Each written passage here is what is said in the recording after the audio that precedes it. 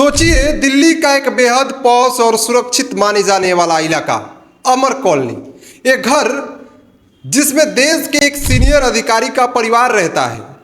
उनकी 22 साल की बेटी जो 12वीं क्लास में ऑल इंडिया टॉपर रही, जिसने देश के सबसे बड़े संस्थान आईआईटी से इंजीनियरिंग की और अब जो अपने कमरे में बैठकर आईएएस का सपना बुन रही थी। लेकिन 22 अप्रैल की उस सुबह उस बंद कमरे में कुछ ऐसा हुआ जिसने सिर्फ दिल्ली को ही नहीं बल्कि पूरे देश को झकझोर कर रख दिया। एक ऐसा कातिल जो कोई अजनबी नहीं था, जिसे घर के हर ताले, हर दरवाजे और हर परिवार की जो आदत का वो पता था। आज की कहानी सिर्फ एक मर्डर मिस्ट्री नहीं है, यह कहानी है उस भरोसे की कत्ल की जो हम अक्सर अपने आसपास के लोगों पर वो कर बैठते हैं। आखिर क्या हुआ था उस सुबह? कैसे एक सिरफिरे की सनक ने एक चमकते सितारे को हमेशा के लिए बुझा दिया?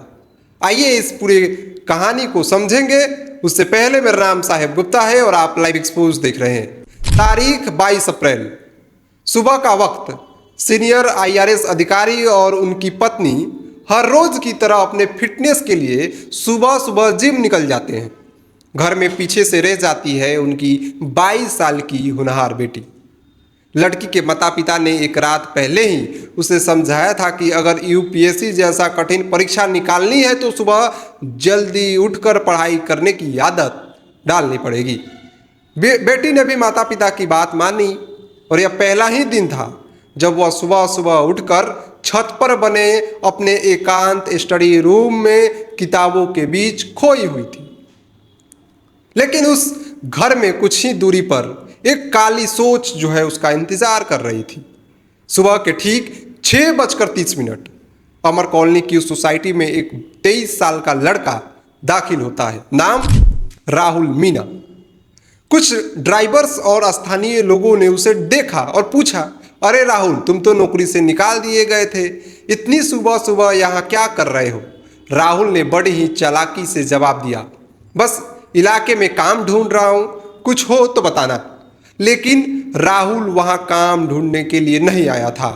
वह उस वक्त का इंतजार कर रहा था जब अधिकारी और उसकी पत्नी जिम के लिए निकले और लड़की के घर में लड़की अकेली घर में रह जाए। ठीक 6:39 राहुल बिल्डिंग में घुसता है। वह कोई अजनबी नहीं था, वह 8 महीने तक इसी परिवार के साथ काम कर चुका था। उसे पता था कि कौन सा ताला कैसे खुलता है। वह दबे पांव सीधे छत पर बने उस स्टडी रूम में पहुंचता है। लड़की अपनी पढ़ाई में मग्न थी। अचानक राहुल ने पीछे से उस पर हमला कर दिया। लड़की ने लड़की का गला दबाने का प्रयास भी किया, उसे काबू करने की कोशिश की। लेकिन वो लड़की सिर्फ पढ़ाई में ही तेज नहीं थी, वो बहादुर भी थी। उसने हिम्मत दिखाई और राहुल को कड़ा विरोध किया, जबरदस्ती की। जब राहुल ने देखा कि लड़की हार नहीं मान रही तो उसकी हैवानियत जाग उठी। उसने पास में रखे एक भारी लैंप से लड़की के सिर पर ताबड़तोड़ वार कर दिए। सिर से खून बहने लगा और वह मासूम लड़की बेहोश होकर जमीन पर गिर पड़ी। और इसके बाद राहुल ने इंसानियत की सारी हदें पार कर दी। बेहोशी की हालात में उसने उस लड़की के साथ दुष्कर्म किया और फिर मोबाइल चार्जर की केबल से उसका गला घोंट दिया और मार दिया। एक होनहार आईएएस एस्पिरेंट का सफर हमेशा के लिए वहीं खत्म हो गया। लेकिन कहानी यहाँ खत्म नहीं होती। कातिल का अगला मकसद था लूट। घर में एक डिजिटल लॉकर था जो सिर्फ लड़की या परिवार के थंब, जो हाथ का अंगूठा होता है, हाथ के अंगूठे के निशान से ही खुलता था। राहुल ने जो किया वो सुनकर पुलिस वालों को भी वो रूह कांप गई। वह उस खून से लथपथ लड़की के शरीर को सीढ़ियों से घसीटता हुआ नीचे लॉकर वाले कमरे तक ले गया। उसने लड़की का अंगूठा लॉकर के स्कैनर पर लगाया, लेकिन लॉकर नहीं खुला। पुलिस का मानना है कि तब तक लड़की की मौत हो चुकी थी, ब्लड सर्कुलेशन रुक चुका था, इसलिए बायोमेट्रिक ने वो काम नहीं किया। हारकर राहुल ने एक पेचकस से लॉकर को तोड़ दिया। कैश और ज्वेलरी एक बैग में भरी उसके खुद के कपड़े पर जो है खून लग चुका था, इसलिए उसने बड़ी ही शांति से खून से सने कपड़े उतारे, लड़की के भाई की पैंट और चप्पल पहनी और सुबह 7:30 पर बिना किसी के भनक लगे वहां से फरार हो गया।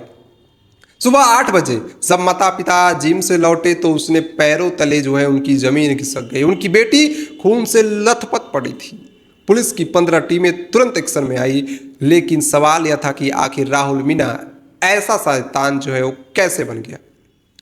पुलिस ने इन्वेस्टिगेशन में जो खुलासे किए हैं वो हर उस इंसान के लिए एक सबक है जो शॉर्टकट के जो है पैसा कमाना चाहते हैं, शॉर्टकट तरीके से पैसा कमाना चाहते हैं, मेहनत नहीं करना चाहते। दरअसल राहुल को ऑनलाइन गेम में 3 पत्ती और सट्टेबाजी की पूरी जो है वो लत लग चुकी थी। वह सट्टेबाजी से पैसा कमाता और उस पैसों को अयासी और लड़कियों पर उड़ाता था। उसने आसपास के दुकानदारों से भी उधार ले रखा था। जब 1 महीने पहले IRS अधिकारी को उसकी इन हरकतों और चोरों की चोरी जो करता था उसका पता चला तो उन्होंने उसे नौकरी से निकाल दिया था। आपको जानकर हैरानी होगी कि उस खौफनाक वारदात से ठीक 24 घंटे पहले यानी 21 अप्रैल की रात को राहुल राजस्थान के अलवर में था। वहाँ उसने जो है रात के 10:30 पर अपनी एक पड़ोसन के घर में घुसकर उसके साथ मारपीट की और रेप की वारदात को अंजाम दिया। उस जान से मारने की धमकी देकर वहाँ से जो रातों रात बस पकड़कर दिल्ली आया और अगले ही दिन इस जो है दूसरी खौफनाक वारदात को अंजाम दे डाला। पुलिस की थ्योरी यह भी कहती है कि राहुल की नज़र काफी समय से इस लड़की पर थी।